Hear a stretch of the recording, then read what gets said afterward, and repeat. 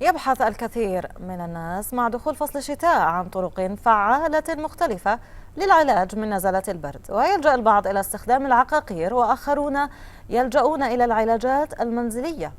ينصح الأطباء بمحاولة كبح نزلات البرد من بدايتها قبل أن تتطور لمرض شديد، وذلك باستخدام بعض العناصر الغذائية الموجودة في مطبخ كل بيت.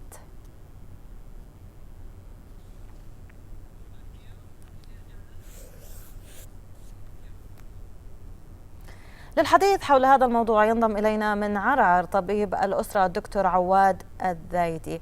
أهلا وسهلا فيك دكتور عواد معنا. بداية، ما مدى فعالية هذه العلاجات المنزلية؟ يعني هل يمكن الاكتفاء بها دون الرجوع لطبيب في حال مثلا نزلات البرد؟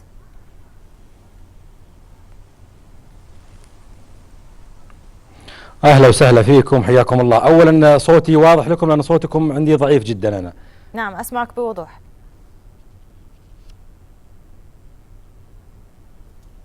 تمام. الله يحييكم. احنا ترى من كرم أهل الشمال جبنا لكم طبيب ومريضة بنفس الوقت، فأنا مصاب بنزلة برد حاليا. سلامتك، ما تشوف شر. الله يسلمك ويعافيك. طبعا احنا لازم في البداية نوضح الفروقات ما بين نزلات البرد والإنفلونزا والحساسية اللي هي كلها تقريبا تعطي نفس الأعراض. العموم الثلاثة اللي ذكرناها كلها تعطي زكام، تعطي عطاس، تعطي كحة. ممكن الحساسية ما تعطي حرارة، لكن نزلة البرد والإنفلونزا تعطي حرارة. يعني هذه فروقات ممكن نحتاج إن الشخص نفسه انه يفرق بينهن، لأن التفريق بينهم يعطينا خطوة للعلاج.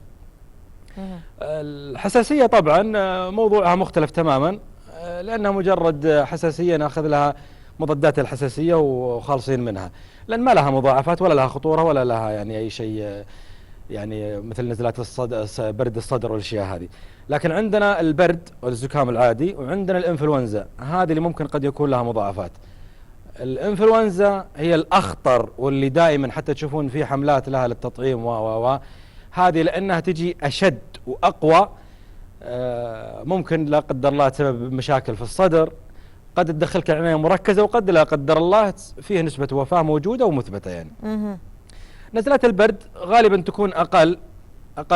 عموما ترى على فكرة ترى المشاكل هذه احنا دائما كأطباء نقسمها إلى قسمين، قسم بكتيري وقسم فيروسي. لو بناخذ الفيروس ما له علاج صريح وواضح انه نعطيهم، يعني زي البكتيريا نعطيها مضاد حيوي بإذن الله انها تخف وتروح. الفيروس ما له علاج، لذلك نعتمد اعتماد كلي تقريبا على الأشياء التحفظية. زي شرب السوائل الساخنة اللي بديتي فيها مثل ما تفضلتي. السوائل الساخنة بشكل عام، عندنا اليانسون، عندنا الزنجبيل، عندنا العسل لو المريض ما معه سكر، إذا كان عنده كحة برضو مفيد إلى حد ما. الراحة بشكل ما تكون الراحة المفرطة يعني، لكن على الأقل يرتاح المريض عن نطلع عن البرد عشان ما يجي برضو نزلات برد جديدة وكذا. يعني هذه بشكل عام. في نقطة مهمة كثير يتغافل عنها كثير من الناس واشوفهم ما يعرفون، حتى لما نسألهم في العيادات يكون ما مرت عليه. موضوع الغرغرة في ماء ساخن وملح، هذه مرة مفيدة ترى، خاصة في البداية. لأن يكون الفيروس ضعيف في بدايته مثلا، قد يكون يخففه أو يضعفه أو يقتله حتى يعني. فهذه الأشياء المهمة اللي ممكن يسويها قبل لا يروح للطوارئ أو للمستوصف. على فكرة ترى في دول العالم الأول، أمريكا وكندا وأوروبا، ما ينصح حتى أنه يروح للعيادات لسبب فقط برد، ما ينصح. أولا لا تزاحم الناس المستحقة أنها تروح للعيادات. رقم اثنين، أنت بتروح بدون حاجة لأنك ما راح تستفيد من المركز الصحي أو من الطوارئ، وممكن برضو ممكن تلقط أنت عدوى ثانية أنت بغنى عنها يعني. صحيح.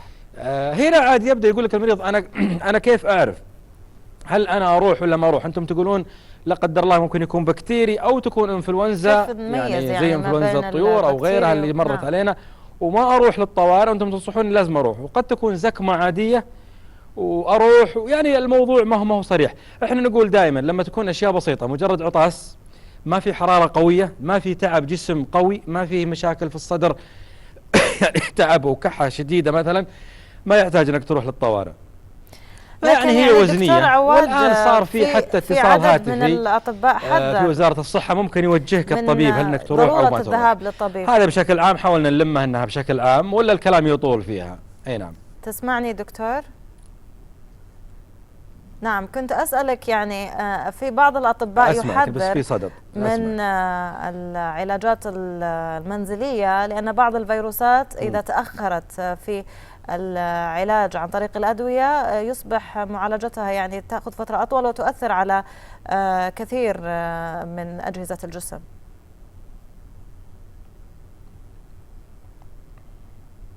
طيب، هو في فرق على فكرة، في فرق. هو أنا شفت أكثر من مقطع يمكن بعض الأطباء خانهم التعبير، والبعض للأسف يتسابقون يعني لأهداف قد تكون غير صحية من باب الشهرة يعني. هو في فرق إني أقول للمريض ما يمنع أنك تأخذ الأشياء المنزلية الطبيعية العشبية اللي ما منها مضرة، ما يمنع أنك تأخذها مع الدواء. ولكن أنا سمعت ناس قاعد يقول لا تأخذها سواء أخذ دواء أو ما أخذ دواء. هذا كلام غير صحيح. هذا كلام غير صحيح. إيه يعني أنا مع إني أقول لك خذها ولكن لا تترك الدواء، هذا كلام سليم وإحنا دائما ننصح ونقول. ولكن أنا سمعت مقاطع لبعض الأطباء يقول لا تأخذها نهائيا، يعني لا تأخذ نعناع، لا تأخذ زنجبيل، لا تأخذ ينسون ساخن، لا تغرغر ماء وملح. هذا كلام غير سليم هذا. لكن إنه يقول خذها مع الدواء أو يقول لا تأخذها وتترك الدواء، أنا معك 100%. ولكن تقول إنه لا تأخذها تماما، لا والله هذا كلام غير واقعي. معليش يعني احنا عندنا واقع. أنا ما أتعامل مع ورق وكتاب أكثر من أنه أتعامل مع مريض. أنا لما يجيني المريض يعني على سبيل المثال، احنا دائما حتى نقول للاطباء، احنا ندرس الاطباء في كليه الطب. نعم، اشكرك شكر جزيل دكتور مع ورق، ولكن معنا، واعتذر منك لضيق الوقت.